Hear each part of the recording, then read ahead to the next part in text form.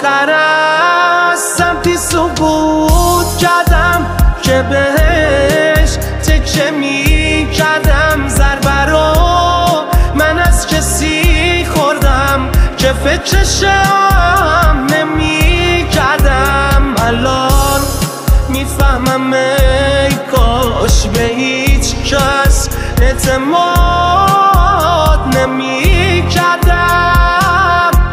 آخر از سمتی سقوط کردم که بهش تکیه می کردم. ضربه رو من از کسی خوردم که فکرشم نمی کردم. الان میفهمم ای کاش به هیچ کس اعتماد نمی